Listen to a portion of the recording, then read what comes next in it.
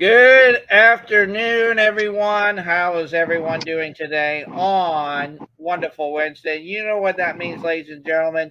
It is Conversations for Humanity here on Wonderful Wednesday. And yes, our special guest doesn't wait for nobody because she's doing it mobile. So she's got to keep on trucking.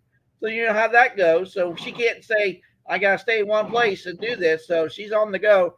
It's our special guest today, Nancy Anderson. So she'll be coming sharing her story with us today on Conversations for Humanity. And what we'll do for today's call is we're going to let Nancy share her story for a great length of time.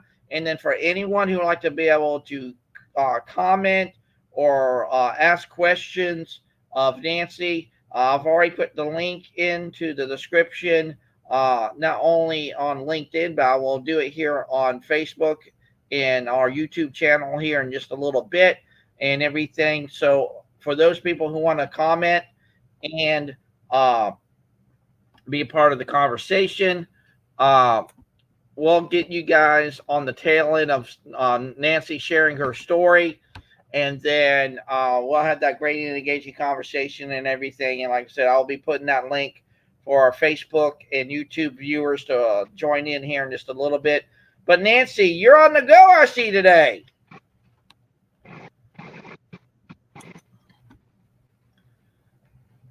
I think you're signaling that I should talk. Can you hear me okay, Chris? Yeah, your video is frozen, but I can hear you. I tell you what, I'm going to pull that I can get a better signal. Can you go ahead and talk a little bit about where your project is headed right now?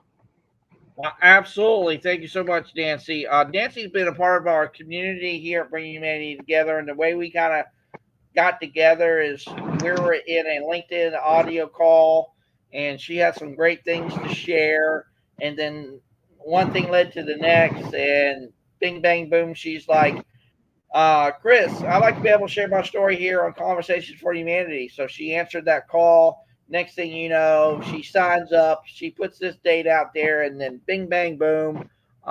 She is now here with us to come share her story and everything. And see, I truly believe this platform is really amazing in and of itself because I truly believe in the power of story because that story can be so powerful. And not only can it call us to act, but we can be inspired of those people's stories because, again, a story can be something that we can learn from, grow from, and even thrive from when we are in that place and space. So we definitely love to have that opportunity we at Bringing Humanity Together because I truly believe when people does share that story, it's going to come to us in so many different ways, shape, matters, and forms.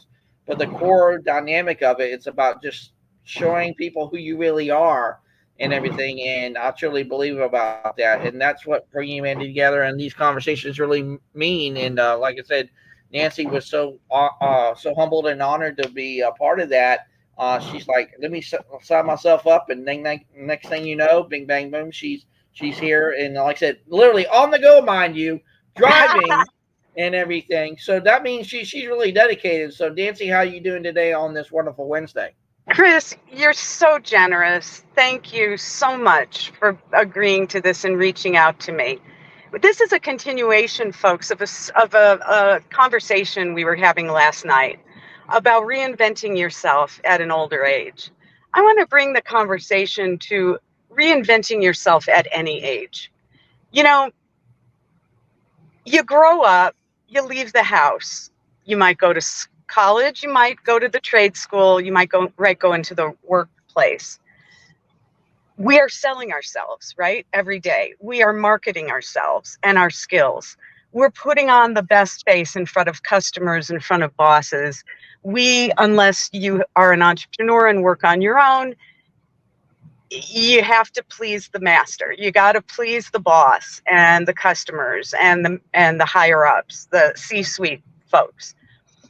So how do we reinvent ourselves at each of these different stages? I'm 63. I did all the traditional things, being born in 61. And my dad was a World War II vet. My mom worked odd jobs to pay the bills.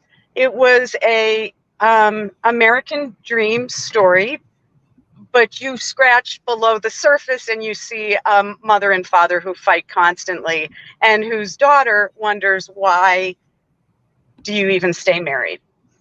My dad was divorced once after the war, and my mom was the wicked stepmother to my half brother, and he passed away not long ago. I am trying to get along with my siblings more and my family. They are completely different than me. And at the point, I couldn't be married anymore. After 30 years, we had drifted apart. We weren't intimate anymore. My kids were moved away and doing well on their own. I needed to reinvent myself. I went to therapy. My ex-husband kept saying at the time, something's going to happen. Something's going to come up for you. So, I volunteered in the community. I started a nonprofit. I was really active in the high school. My kids were in the International Baccalaureate program. I think as women and as mothers, we are constantly reinventing ourselves because for 1 minute, we're the reading buddy in the first grade classroom. And the next, you're the lunchroom lady. And the next, you're the wife making dinner. And now you're the sexual partner. And we are constantly changing hats. Maybe it's not reinventing, we're just changing hats. And so after I left my ex and moved to Denver 4+ years ago, I have never taken care of myself in the way I should. Manicures, pedicures, house cleaners, landscapers, all a luxury that no one in my family would ever dream of paying for. I can afford it, but even still, I have to meet with my investment advisors because I'm convinced I'm going to outlive my money. My mom's 97. I need to be prudent. And so I bought a new house. Well, it's an older house, but it's charming and wonderful, and I can age gracefully in it. And I started taking care of myself. I started going on trips, visiting Teresa in British Columbia. I'm going back there next month. I'm going to Guatemala to and accompany a friend's daughter there and then meet their family. My kids are well off. They don't need anything. So what am I going to do? I was bored as a housewife in suburban Seattle, and the weather was depressing me. So, there's that movie, Live, Pray, Love, or something like that. I never saw it. Everyone who saw it who had committed relationships said she's a selfish girl. But man, it's no wonder it won awards and that people read that book. Because as I understand the premise, she leaves. Another movie I love is Under the Tuscan Sun. Diane Lane gets left by her husband, and she moves to Italy and buys a castle, a chateau. And she's like, what am I doing? And then she's surrounded by these lovely tradespeople, and she meets new friends. I am living under the Tuscan sun. If I could write to Diane Lane and not sound like a nutburger, I would, because that movie has inspired me to act young again, to be active, to take risks. Oh, and she took a risk, man, with that castle. And so I'm taking a risk with my house. So how do you wear all these hats? And at what time do you go to the haberdasher and get a new set? It's time. I don't think it's selfish. I gave it my all in that marriage. I really did. And he's a very kind man. But I also, listen, folks, take your phone out, hold up your contacts one by one, bring them up to the light and say, does this person give me joy? Does this person put a smile on my face? And you know what? I deleted probably 30 contacts. These were old friends, 30 plus or more friends from Seattle. They ditched me. No one was there for me because they love my ex-husband. And as a result, And I've always been alone. As a middle child, I talk about reinventing myself. When I didn't get the attention of my mother, I figured out a way to survive, and that is to read and to just immerse myself in fantasy, fiction, and nonfiction, and history, in school, academics, and then in a job. So, yeah, the downside of that is because I then.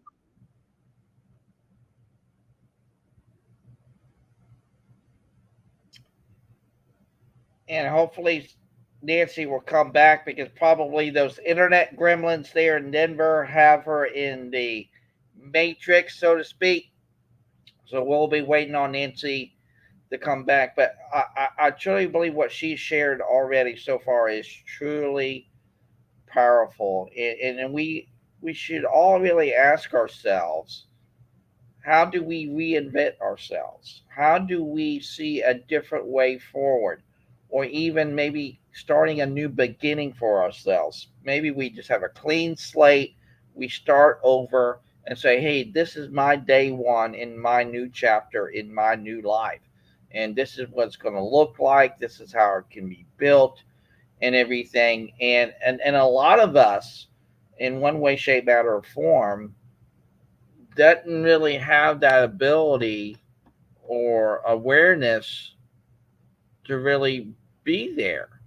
And when you really think about it, that is really, really, really tough because when people see you in one light, thinking you're all this other stuff, but yet they compare you, it's like with Nancy.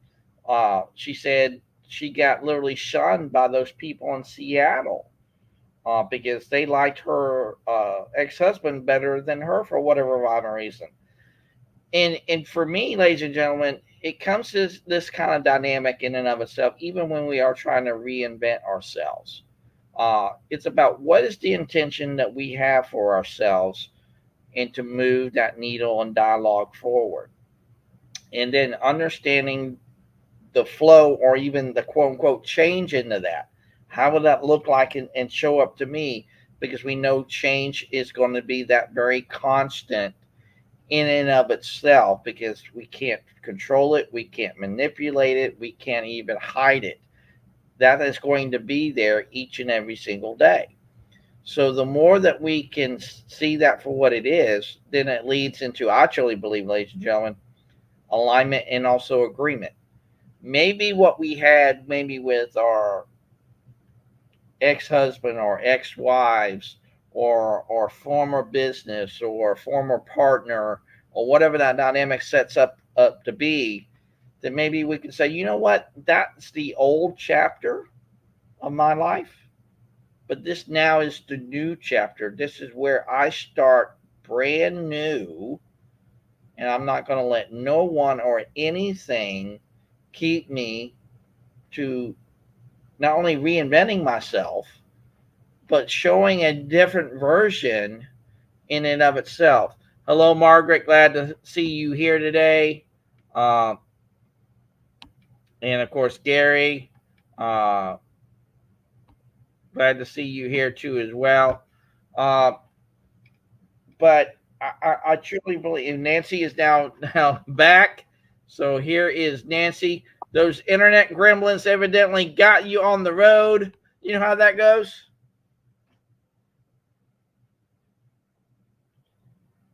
And I guess those internet gremlins are still there. Well, guess they were. Those internet gremlins grabbed a hold of it, and everything. But like I said, we have a huge opportunity, ladies and gentlemen, to move ourselves forward in the way we so choose it. And I kid you not, I truly believe in this. And Nancy is back. So Nancy, you're back. Those internet gremlins are not going to hold you back and everything. So you are now back at home, I take it.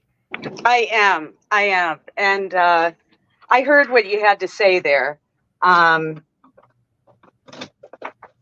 Yeah, I mean, Oh, well, I don't know what else to say. I'd love to hear some other perspectives, certainly, now that I'm on Wi-Fi. Well, we're just waiting for some people to jump in, and Margaret says, "Hello, beautiful Nancy." So Margaret is here; she's watching and everything.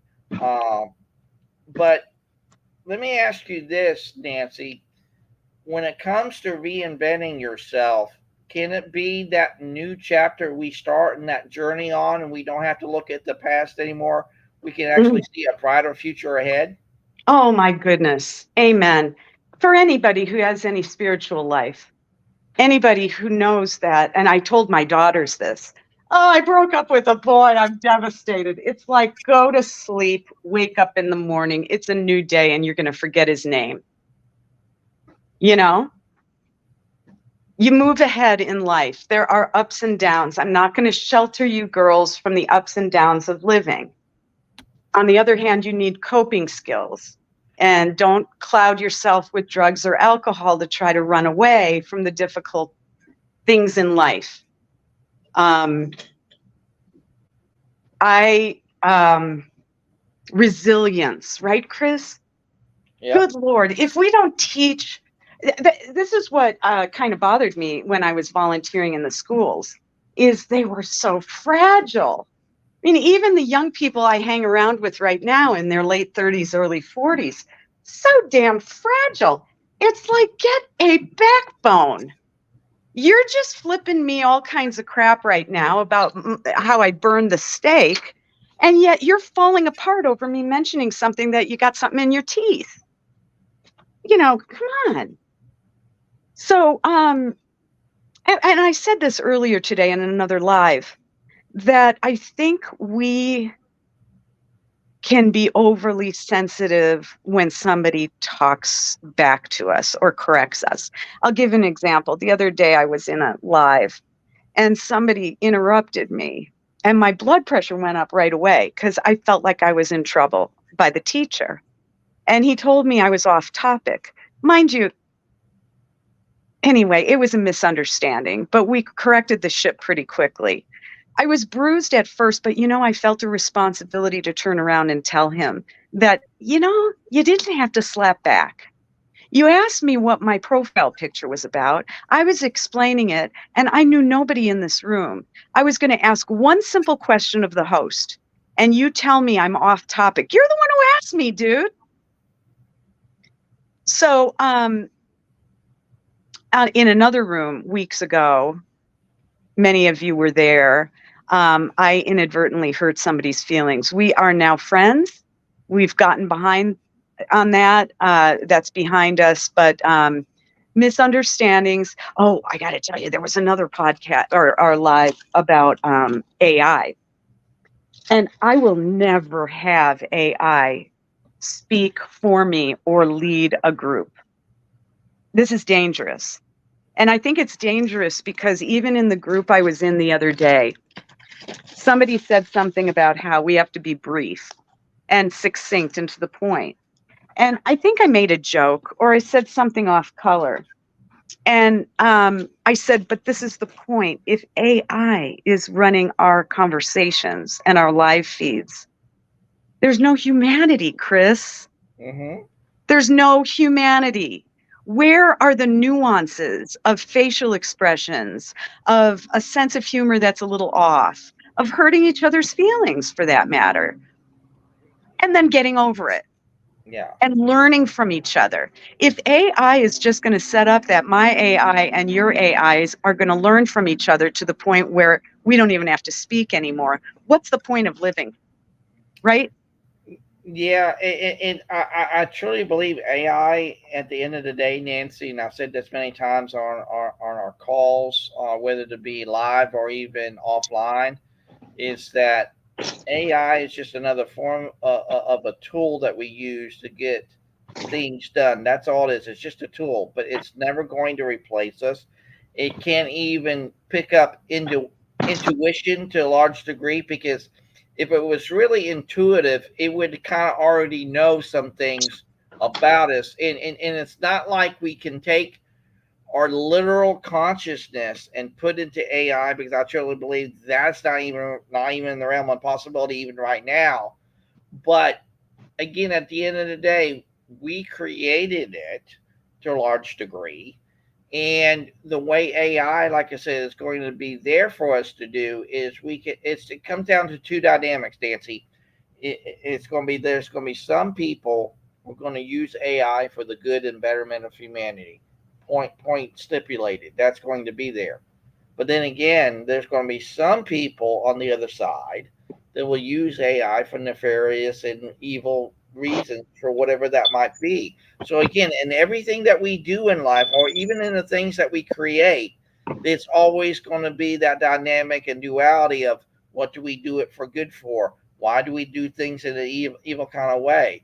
And I truly believe, like I said, when we just let go of the things that we fear in and of itself, and that even holds us back, then we will never be held back ever again. Even if that kind of construct. And I even heard this on the radio one day that they were even saying that if your AI talks to your other AI, then you can get on a virtual date together to see if you even are compatible to be on a live date.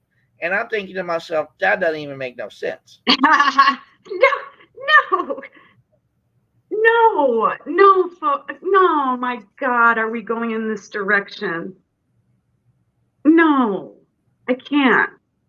And it makes me hate AI even more.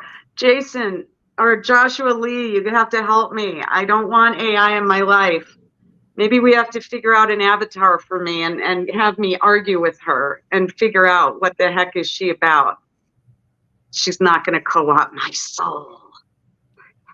But see, Nancy, it really begs that question not only for ourselves, but also for others to ask. Is really to really ask this very question. And that's one of the questions I asked myself, even in the creation of bringing humanity together. I truly believe, Nancy, we have always asked about the do kind of dynamic. It's like, what do you do? What do you do? But does anyone really take the time and intentionality, Nancy, to ask you who you are? No, no, no, that's pretty, I mean, that's pretty intimate. And I understand people maybe don't want to go right there. I mean, that makes me uncomfortable. How would you answer that question? Who? I would embrace it, and here's why. Because we've been so conditioned to believe, Nancy, that we have to tell and validate what we do actually matters more than who we are.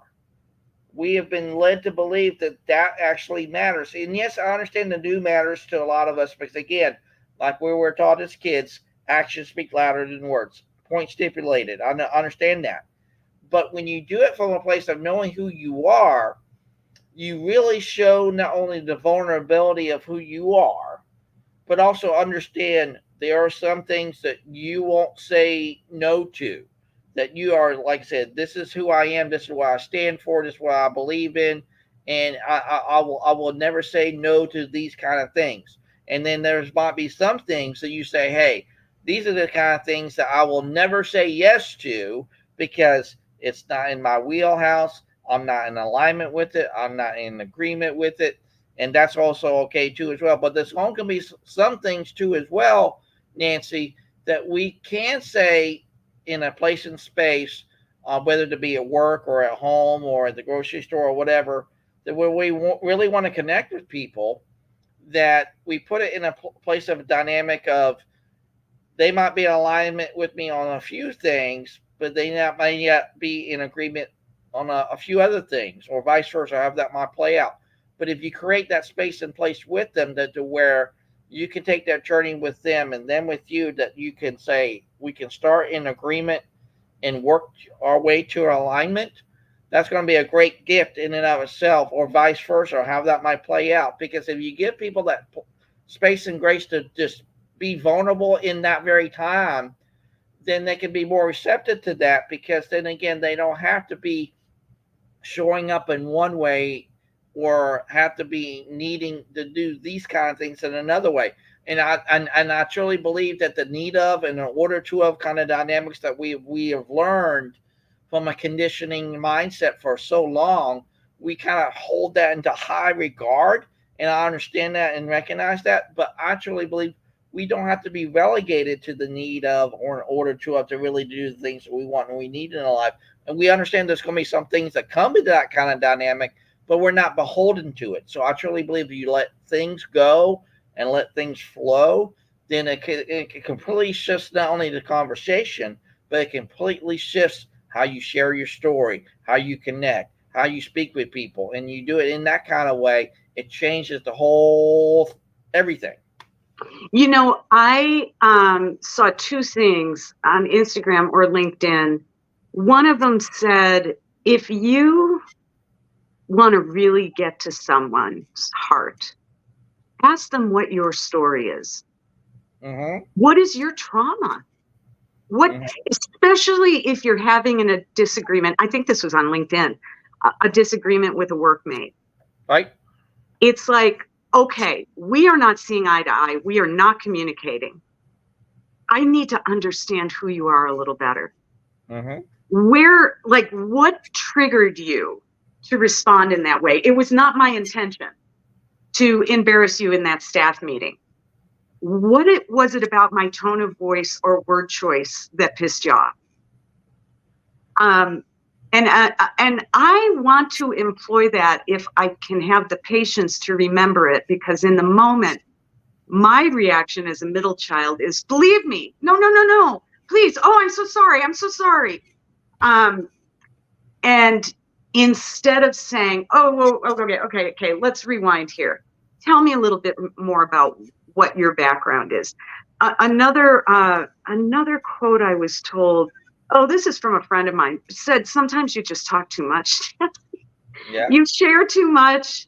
You're too willing to, as I mentioned earlier about being an empath, that you are assuming people really give a shit. And in the end, people care about themselves first. So he said, always go right to, tell me about you. Where'd you grow up? Do you have siblings? You married? Personally, I'm a very, believe it or not, folks, I'm a private person. And I mean, LinkedIn is one thing from a business perspective, but some elements about me people don't know about. Nothing nefarious, but in any case, when somebody asks me who I am, you know what my immediate thought is they don't really care. They're just following the script of social behavior. The social norms. But watch the eyes glaze over, watch the attack. I used to have friends in social situations in Seattle where they would literally walk away from me when I'm mid-sentence. And, and instead I'm walking after her, oh, so anyway, I know you want a cocktail. Okay, I'll follow you to the bar. She wants to get away from me, Nancy. It's like, I am so done with desperately trying to please people and get them to like me, to the point where my masculine side is a little too aggressive lately. And I'm giving off the strong vibe that don't mess with me. And yet I am an approachable person. I do have a feminine side that's guarded, that doesn't want to cry anymore, Chris. I am so done with crying. I cry over movies. I cry over books. I cry over, music. You turn on like some devastating,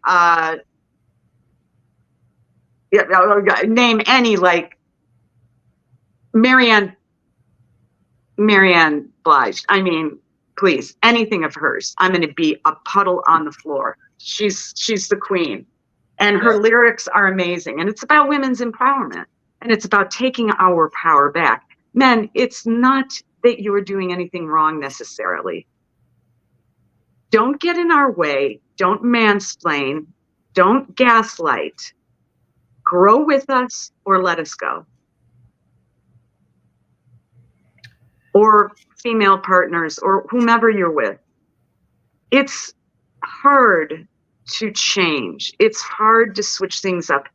It's hard being alone sometimes. I mean, when I dismissed all those contacts on my phone, and when I started limiting whose phone calls I'm picking up, I will say I had moments of loneliness. And I had to pick up an inspirational book, pick up the Bible, pick up meditations, put on a yoga meditation, and get out of my head and get back to centering myself.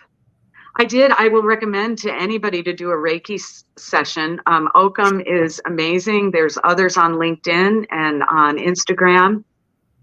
I was a little nervous at first. I didn't know whether this was reading tea leaves or cards or something. No, it's just tapping into chakras. And he started, this was on Zoom, and he started at my feet and worked his way throughout different body parts to say, we're going through Nancy's history. So talk about being able to talk about myself for 4 hours. Are you kidding me? Very uncomfortable. But in the course of relaxing and meditating with Occam, there were some memories that were pulled up that made me realize that's what made me who I am.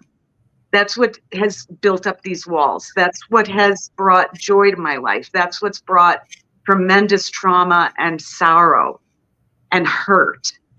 And it was, I was flying that evening. I said, Occam, is this just going to be devastating to me? Like, can I get on an airplane? I'm already crying so much I can't even breathe. And he went, no, it's going to be cathartic, and it's going to build you up. So when you go see your 97-year-old mom, you're not going to be triggered. Mm-hmm. And it worked. It worked because then he tapped into some of my ancestors, and he said, you have some mostly male ancestors, some of which are very uncomfortable and need to rest and go away. And that's your right side. My left side was aching. My shoulder ached. My knee tweaked. And I don't have joint problems. And he said, that's your female ancestry. And they are kind of pissed at you. And we need to put them at rest. So he did his not voodoo, but, the incense and the chimes and chanting. And you know what, Chris? It was weird. I was liberated. And I had my strong ancestors with me when I met with my mom, who didn't look me in the eye, who didn't ask me about my new house, who talked about herself. And so I picked up photo albums of us growing up and of me and my girls and my ex-husband and me in better times. And I started taking pictures of pictures. And it then resulted in some memories. One of which I asked my mom, I said, do you remember when I had you in the float plane and I took you to Victoria, British Columbia? No, I don't remember that at all. She has no memory problems. But there are no stories of me as a baby, no pictures of me as a child. And, I went overboard with my kids. I mean, handwriting, details of your first 10 days of life, and every phase of their life is documented and videoed and pictures. I went overboard, but I hope they appreciate that. A lot of people would say, where are you in any of these pictures? Because I wasn't in the pictures. I was the storyteller, right? And out of that experience with my mom sitting on the floor in this dreadfully hot, assisted living community, we reminisced a little bit, and I left and I cried. And, but I felt a reconciliation with my mom, understanding that with her mom's trauma, my grandma's trauma, with the trauma that was passed on to her and the trauma that was then passed on to me, trying to break the cycle. And hopefully with my daughter's kids, they can break the cycle, because this ancestral trauma is exhausting. Yeah. And when you really think about it, Nancy, we can break free of anything unless we're just either not willing to do it, we don't have enough faith in ourselves to do it, we don't have either the willpower, or we don't even see the hope in it to do those kind of things. Because sometimes when we're in that deep hole and we feel like that we can't climb out of for whatever rhyme or reason, we will end up getting so consumed by that hole that we actually, in one way, shape, matter, or form, dig ourselves even deeper and we don't realize it, and we just feel like we're so trapped we can't do anything. But that's why when you take the power of the pause into play, so to speak, and you take a step back and say, hey, is this really meant for me to be as a whole?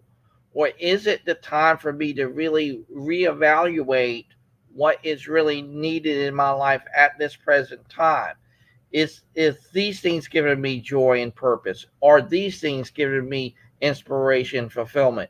And when you do take that step back and really see it for what it is, not what you perceive it to be or what you feel it to be, but what is actually could be there for you, because every single person on this planet is different from one to the next.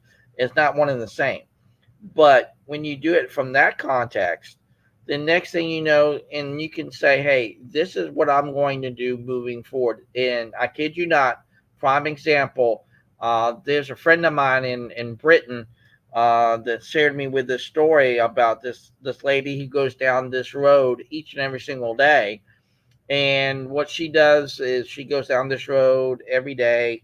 Cars are going and everything like that. But she turns down another road, and the next thing you know, this other road that she goes down on a constant always has holes on it every single time. So she goes down this part ridden hole type of road, and she gets to a point that after so long, she goes down this one road and always go down this road where the potholes are. She finally decides, you know what? For me to get to where I want to go, maybe I don't have to go down the road of the potholes anymore. I just take a different route. And when he shared that with me, I was like, that's literally becomes to a place of choice. And it's like many times I've said on this program and other programs too as well, that literally when you really think about it, choice is the ultimate path to freedom. And if you give yourself that choice, or even you give others that very choice, it's one of the greatest gifts in and of itself. Amen, brother. Amen. I want to share with you a calendar of wisdom by Leo Tolstoy. He wrote this as a collection of all the literature that was tapping into spirituality and wholeness and humanity. In his introduction, he says, I took the thoughts collected here from a very large number of works and collections. I indicated the author of each thought beneath it, though I did not mark the exact source or book title or work from which I took it. Readers might tell me a quote that is not then Pascal or Rousseau, but my own work.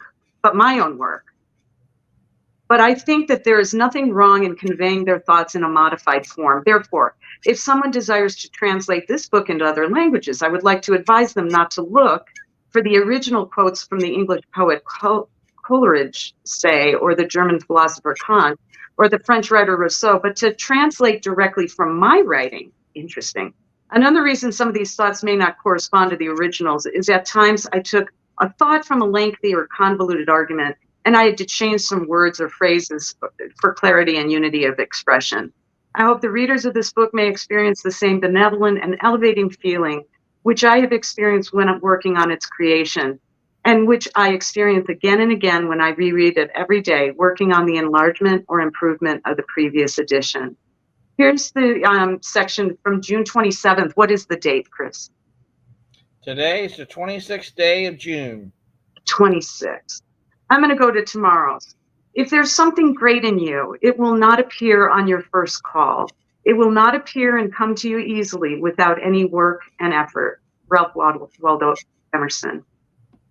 Try to live a good life in accordance with the virtues that are set before you. Perhaps this is a difficult thing, but with time, it becomes more and more joyful. If you need goodness, follow God's law. And to follow the law of God is possible only by making an effort. Not only is this effort rewarded with a happy life, but even the effort itself gives you the biggest blessing of life. I mean, Yeah, that drop is the book. Drop powerful. the book. You know, it life isn't easy. It was never meant to be easy.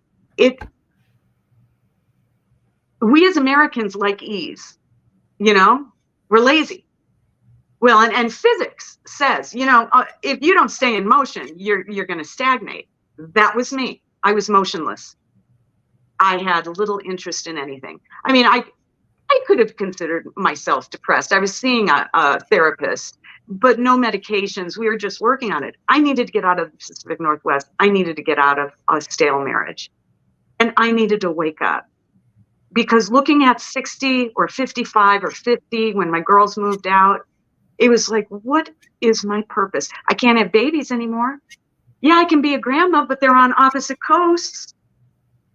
What am I supposed to do with my life? Hang around my hubby and go to Christmas parties? I don't want to be an alcoholic or a drug addict. So the effort it takes is painful. Oh my God. Look at my Instagram feed.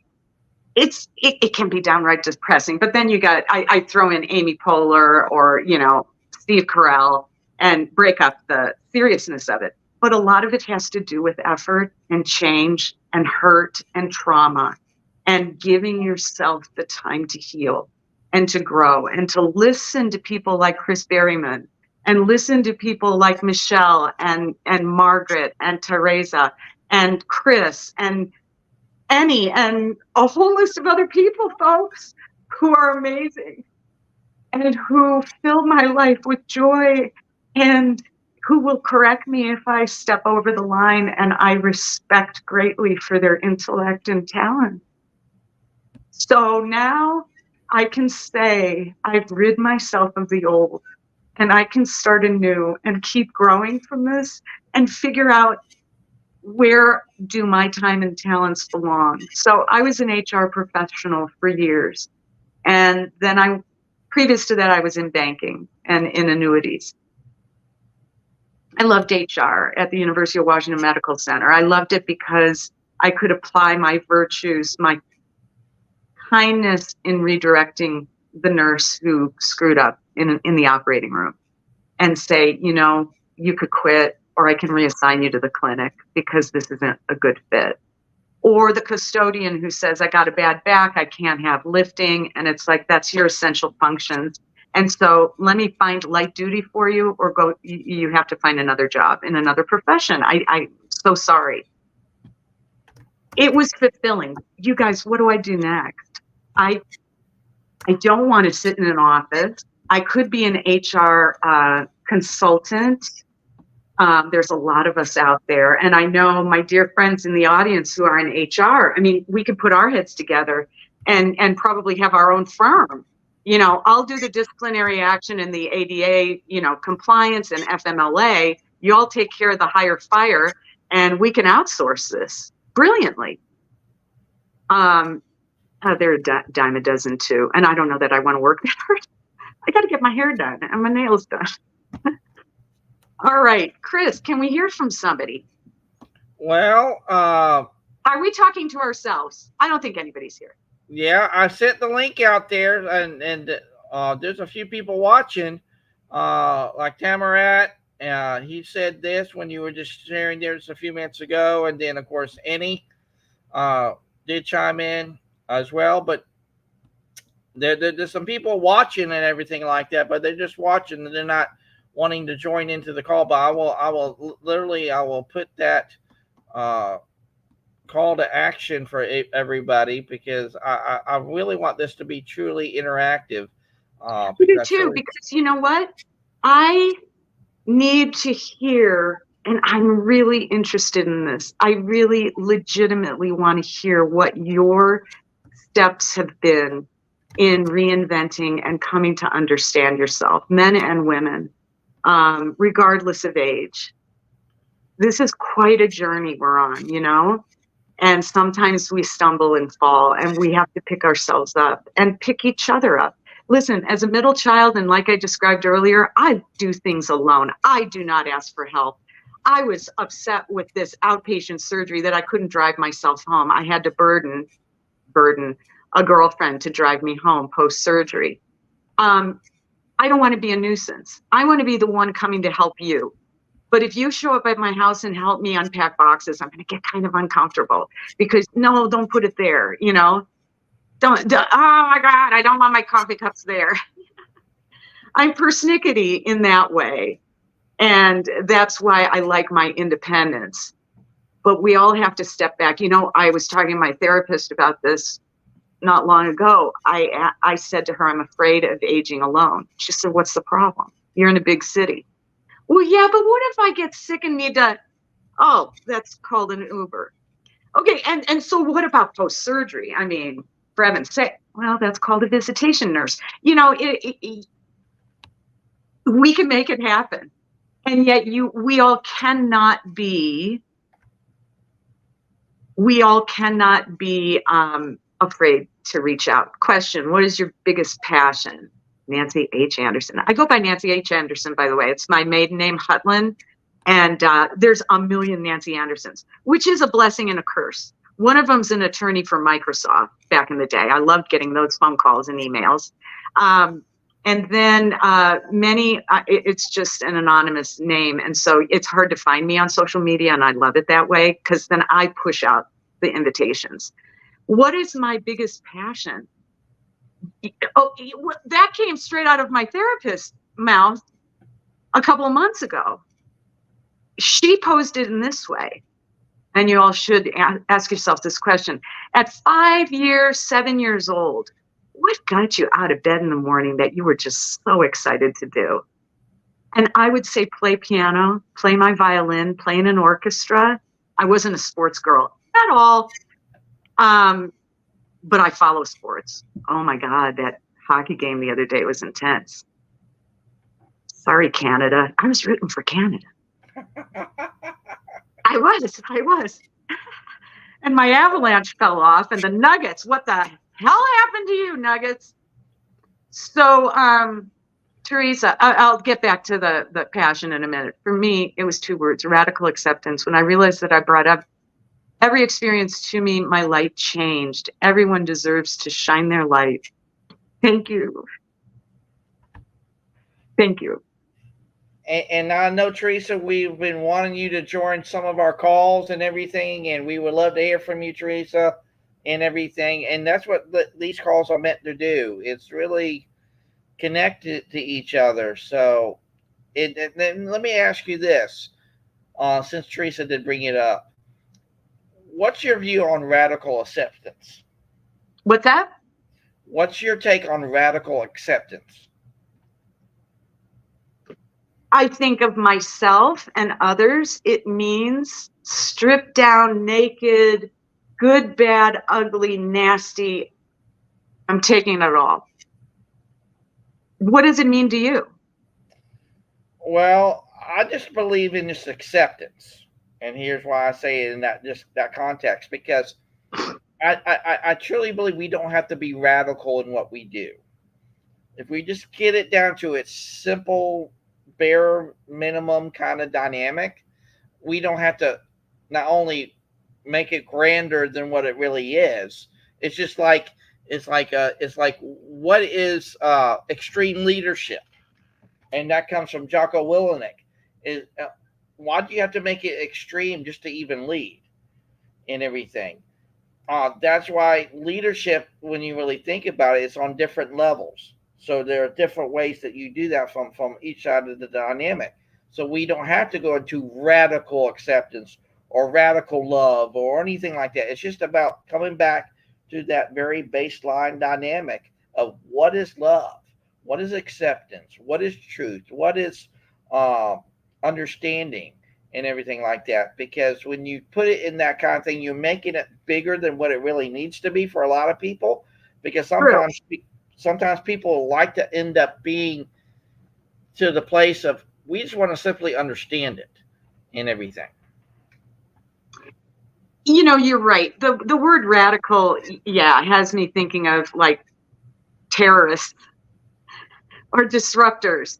And God is love, acceptance for all the complexities, the hardest radical acceptances of our own uniqueness.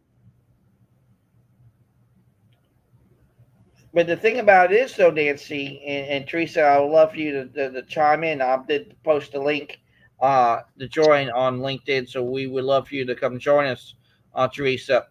When you really think about it, um, Teresa says, Nancy and Chris, you're supposed to speak well. You mean that while the pendulum is swinging, it stays centered.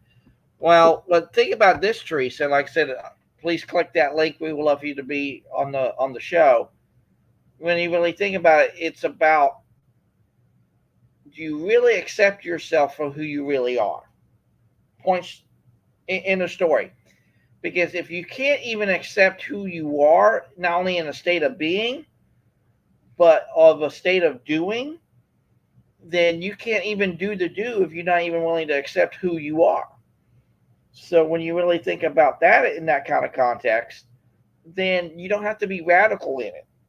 You can literally say, I accept myself for all the flaws, all the insecurities, all the everything else, because again, that makes me who I am. But what I can do is say, you know what, I am going to bring choice into my life.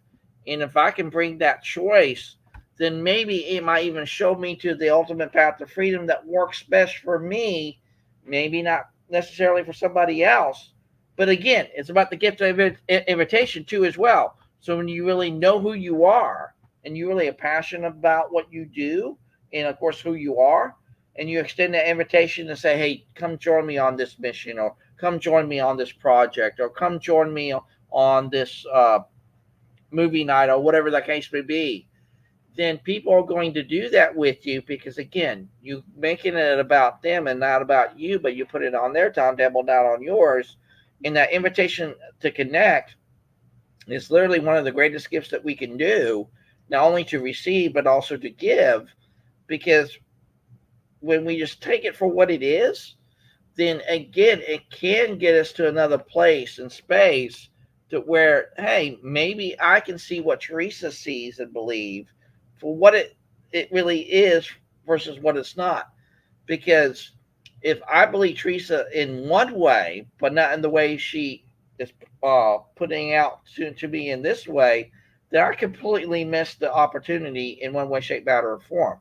But if I go to her and say, hey, what resonates with you on this? What's an alignment for you on that? What's an agreement for you on this? But again, you create that space and place to where, again, you take that journey from alignment into agreement, or agreement into alignment, and then you just let that be there, because again, you're not going to be everyone's cup of tea and everything. So when you embrace that, then you can be able to say, you know what, I may not be everyone's cup of tea, but you know what, I drink coffee. And when I drink that coffee, you know what's going to happen? More people might be drinking coffee with me, because there might be some of those kind of people like that too as well. But when you just to let that be, then people are going to end up saying, hey, I don't have to come up to Chris in a certain way or come up to Nancy in a certain way to even find out who they are. I just come up as who I am, nothing more, nothing less. This is who you get. And we don't have to put that mask on anymore. We can just show up as literally leading with our very humanity. I'll tell you what, Chris, you're so wise. You're so wise, and you're so young. And I wish I had this wisdom when I was your age.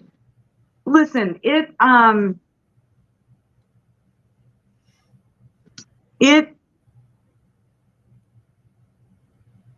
my life, talking about passions, and one of the reasons I have a hard time articulating it is because I went with the passions of my sister, of my parents, of my boyfriends, of my husband, of my kids. I haven't taken any time in my life of 63 years to figure out what my talents really are and what brings me joy. I serve out of duty. My parents did, my grandparents did, my husband did. We call ourselves Soviet workers in my birth family. You know, we go for it. And we want to please and do a good job and do that, get that pat on the back, and then move on to the next project. Busy, busy, busy, busy, busy, busy, busy. But do you ask me, am I enjoying being in the banking club at the elementary school counting pennies for 2 hours on every Wednesday? No, I can't say, but they had an opening and I took the volunteer job. You know, did I always want to be a chaperone on the Seattle Girls Choir tours to Europe? No, maybe I would have preferred to have just been a pilgrim, as we call them, and just tag along, but get the benefit of the tour bus and the tours in the Vatican and everything. So I can't really articulate because I've never been a child enough to play, if that makes sense. Well, then the question then becomes, though, Nancy, are you ready to play? Yeah. Because if you're not willing to play in your own sandbox, how are you going to invite people to play in yours? I'll play in my own sandbox and build my own castle, and then I'll invite you over, Chris.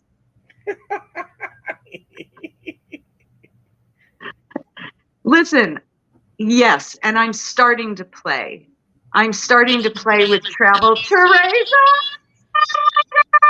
Hello.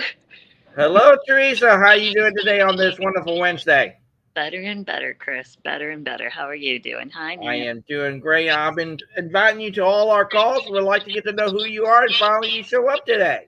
Thank you. I don't know why some of the things I haven't seen, so I apologize.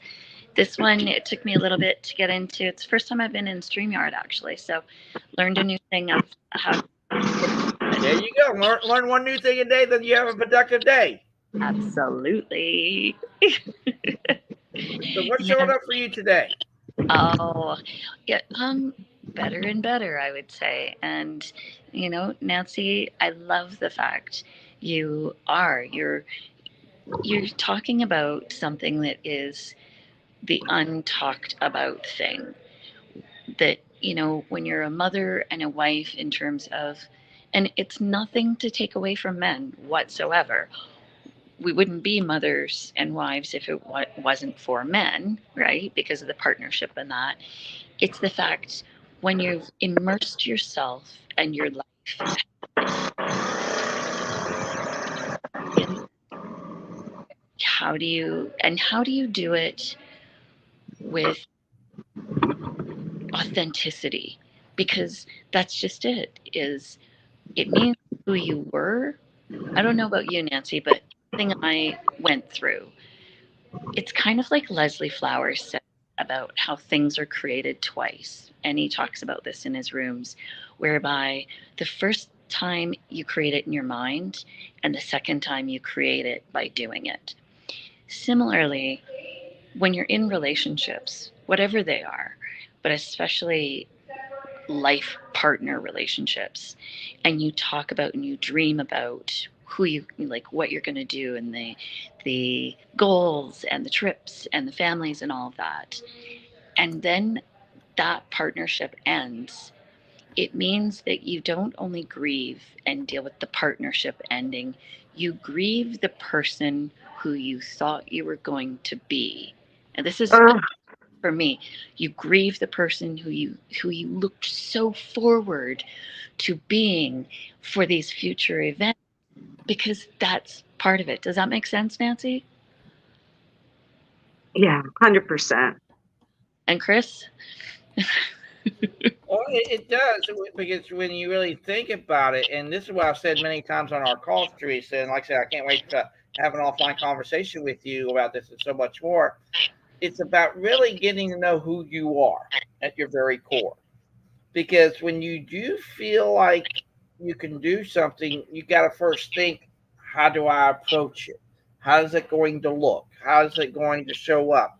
And maybe the best way to do it is just say, hey, I'm willing to show up to it, no matter if it's the greatest gift in the world or the worst mudslide that I'll be taken into. Because again, maybe if we just be willing to listen, number one, then we can learn, and then we can lead.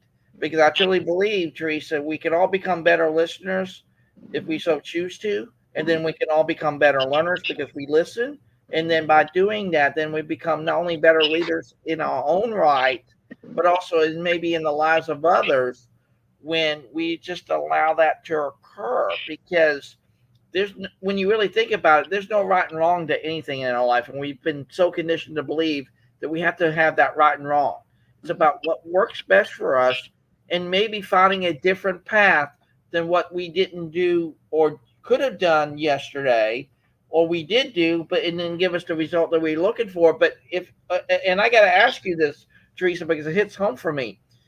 In everything that you do in life, Teresa, and this goes for you too as well, Nancy, can you let go of the outcome to get the outcome you want?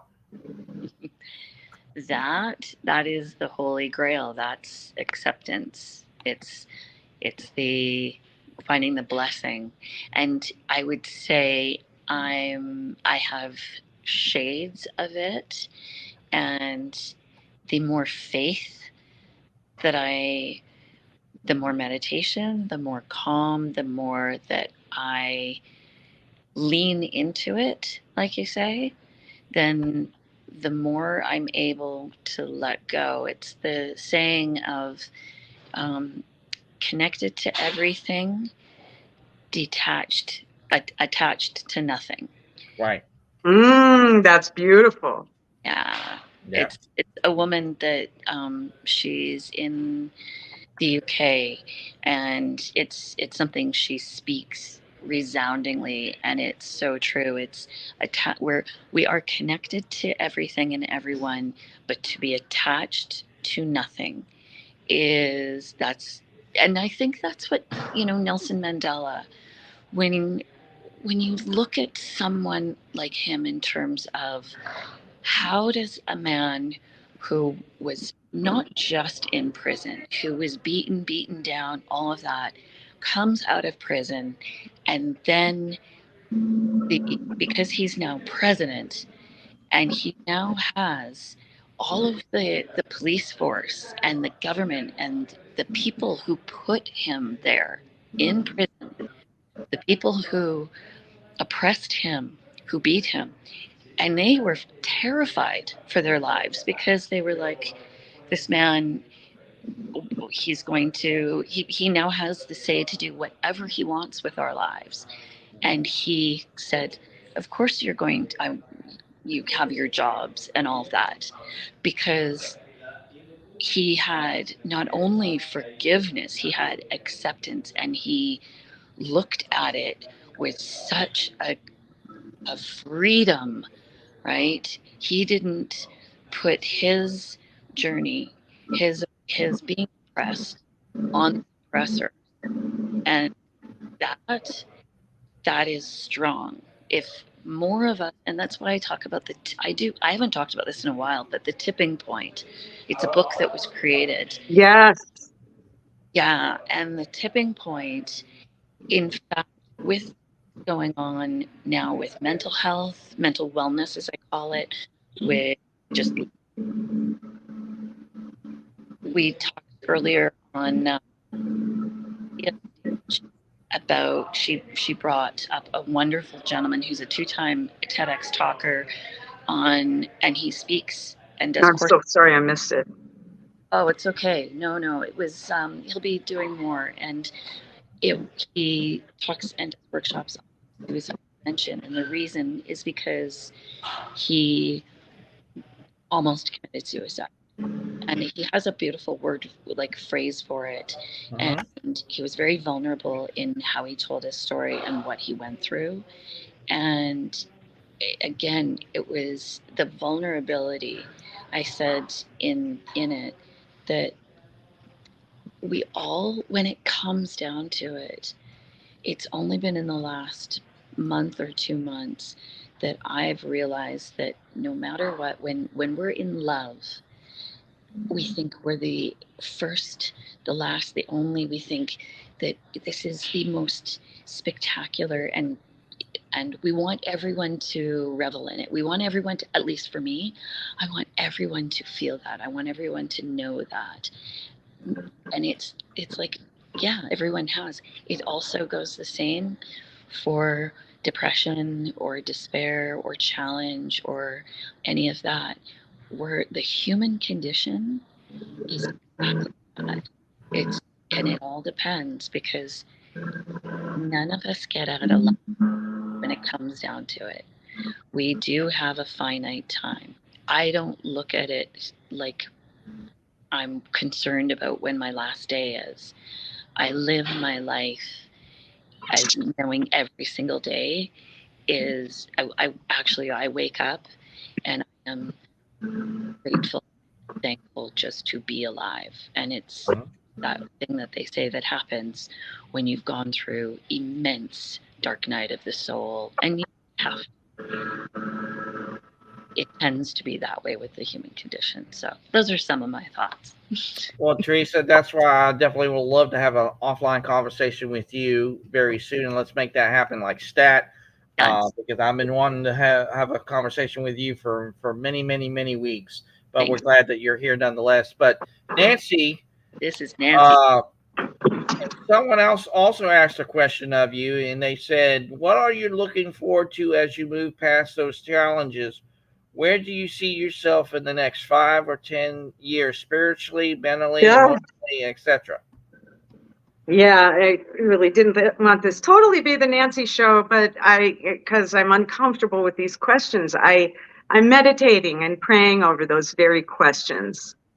That's a heavy one. You know, when I left my ex, I literally drove away with just what was in my car. I grabbed clothes, enough, cosmetics, couple books, and I got on the road to Portland, and then I made my way to Denver. And during that time, I met some incredibly wonderful people. I mean, God, the universe, puts in our lives people just when we need them. And when we show a little bit of vulnerability, the grace and the kindness that was extended to me was simply staggering. And one of the, real quick, how are we doing on time, Chris? You're good. You're fine. Okay. So I was in Portland at the Porter Hotel. Really cute. I think it's a Hilton property. And I had just had an argument with my eldest daughter who was pissed that I left her dad and didn't want to talk to me ever again. Yeah. So that's another trauma that I'm working with, the two girls who don't talk to me. And so I was sitting in the hotel lobby, ordered some late lunch, sipping tea, and really had that aura of leave me alone. Laptop was open, sitting in the corner. In walks, I can't even make this up. In walks 7 people who were dressed to the nines. The men were in ties and suits. The women had stilettos, and they were just sucked in there. Their Spanx were working. The boobs were, elevated just in a still a professional way. The hair was done. The makeup was done. It snapped me out of it. And I went, what is going on here? So, I'm on my own and I'm trying to make human connections because I didn't want to be in a hotel room by myself, brooding and worrying about the task list of, I've never been divorced before. How do I get my stuff? All the practicalities. So I walked up and I said, what is going on here? What? And Nancy, they introduced themselves, and I got teary-eyed when they asked me, what are you doing in Portland? And the eldest guy said, okay, show of hands. Who's been divorced once? Everybody. Who's been divorced twice? Another 5 people. Who's been divorced 3 or more times? He and one other guy raised their hand. And he leaned over and he said, shit happens in life, Nancy. Okay, I'm on my 4th marriage and I think this one's a keeper. And I said, well, what are you guys? It was the 5 o'clock news team for the local Channel 7. And they have a habit of going out for one cocktail and one cocktail only right after makeup and wardrobe. And then they go live. So the eldest leaned over to me, pulled me aside. And he goes, listen, this is a philosophy from AA, but it applies to you. Look at the next 15 minutes. Nancy, what are you going to accomplish? Okay, I'm going to make a phone call. I got to call my attorney. Good. Do that. Check it off. Celebrate it. Set another goal. Now make it 2 hours and make it 10 tasks. But tackle things in small bites, because you are overwhelmed. You're in the storm and you're thinking 2 years from now, where the hell am I going to live? And am I homeless and I'm living out of my Audi? No. Think about today.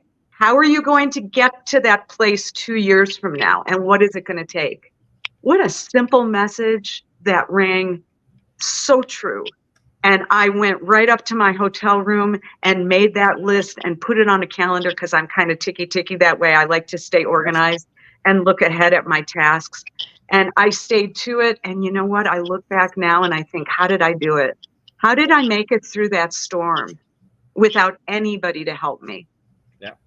So those questions, Tamara, are the ones that are weighing on my heart. And I think I just have to keep an open spirit. And I have to understand that God and my friends and the world is going to direct me, and my soul is going to, as my ex-husband would tell me, something's going to illuminate itself and put a spark under you. Yep. I just have to be willing to get burned a little bit in the butt, Okay, I see. That's who you are. You guys, I want to share with you some books. I'm a nut. But Teresa mentioned The Tipping Point. The Confidence Game, Maria Konnikova. The Confidence Game is about how human beings, it's the psychology of the con and why we fall for it every time. Talks about empaths. We get played by the confidence game people. Mm-hmm. Those people so arrogant and confident that they are trying to manipulate us. Sometimes we're manipulated to do good things. Other times, not so good. Examples in here. Anyway, you guys, it's fabulous. That was referred to by somebody who I was scuba diving with. The Outliers, The Story of Success, Malcolm Gladwell. Another fabulous one. Marcus Aurelius, Meditations. Always go to the masters, right? I'm a history buff. The Wager. This was on NPR. The Wager is about a mutiny, but it goes it gets a little complicated. And so this is a keeper. I love history. I love John Adams. I love everything. David McCullough. Fiction, I'm a little annoyed with, but Where Did You Go, Bernadette? Did you read that, Chris? I never heard of it. Where do you live? Okay, there's a movie too. Where'd You Go, Bernadette is my life in Seattle. Not sitting in the burbs, a big house. You got the moms in the coffee clutches that you don't quite see eye to eye, and she disappears. And they consider her crazy. And her daughter said, she's not crazy. She's just sick of y'all. Great book and movie. Eat This Poem. It's just a bunch of recipes, but it's got poems attached to them. And it's kind of the love of food and wine, Teresa. I think you'd love that one. This one's called, As Always, Julia. It's the story of Julia Child. And yes. I am just a fan of hers. I'll be quick. Eat, Drink, Shine. I bought that in Boulder. It's a compilation of 3 sisters and a mom who started a restaurant in Boulder. Mm-hmm. Fabulous recipes in there. Street photography and a photographic history of Colorado. Again, you have your local history books. Enjoy it. There's something about looking back, Chris, on old pictures of like this house, which was built in the 40s, or finding some plan here, because they were going to remodel this house, so they left some plans. I can't wait to pour over it to look at what these plans were when it was originally built as a farmhouse, Nice. That kind of stuff, I dig it, because I almost feel spirits in a house or a dwelling. Yeah, nice. Love it.